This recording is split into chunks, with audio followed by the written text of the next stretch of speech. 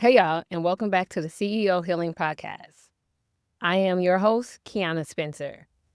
And if you ever felt like you're building something God ordained on a budget that doesn't reflect the vision yet, this episode is for you.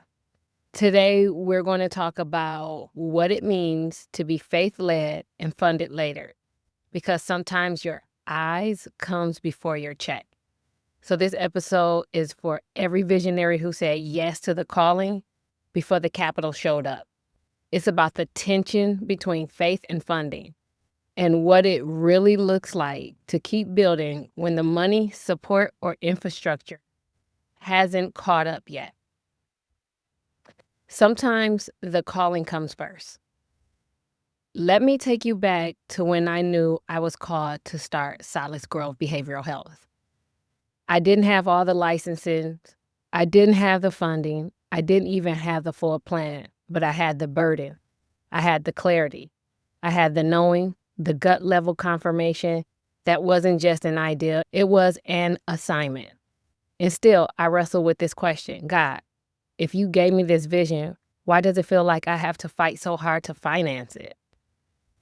Maybe you've been there too. It's hard building while lacking. Faith-led vision doesn't exempt you from resource gaps. In fact, sometimes it magnifies them. Because when you're truly called, you often have to start moving before it makes sense. I had moments where I was researching clinical staffs before I had clients. Moments where I paid for training out of my own pocket, just trusting it will come back. Moments where I recorded podcast episodes with borrowed time and borrowed faith. And still, the deeper truth was this: the vision came before the funding, but the faith came before both. There's always the temptation to shrink the vision. There were days I almost downsized the dream, like maybe I'll just run a small wellness page. Maybe I'll stop at co-living and not do the clinic. Or maybe I'll wait until everything lines up. But I realized something. Delaying a dream doesn't make it easier. It just distances you from the impact. The vision God gave me didn't come with a financing guarantee. It came with favor and responsibility. It's not my job to afford the vision. It's my job to honor it.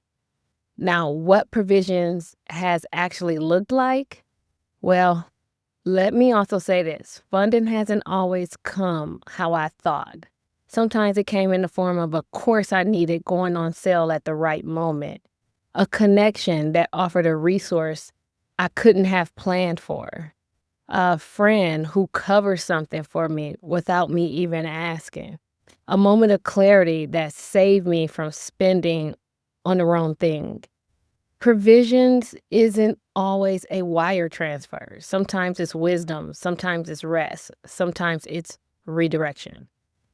Okay, let's do another leadership pause. Where have you let a lack of funding convince you that the vision isn't valid? What would shift if you believed God will fund what He called you to build in His timing, not yours? You don't need to know where the next check is coming from to take the next step. You just need to move with alignment, integrity, and trust.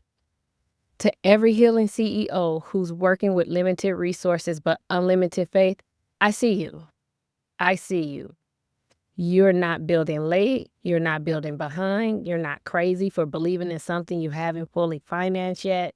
You're just walking in faith. And yes, faith comes first. Funding comes later. So subscribe wherever you listen. Visit our website, solacgrove.org, to join our movement or leave me a message. Share this episode with a visionary friend who needed this reminder today. I'm Keana Spencer, and this is the Healing CEO Podcast.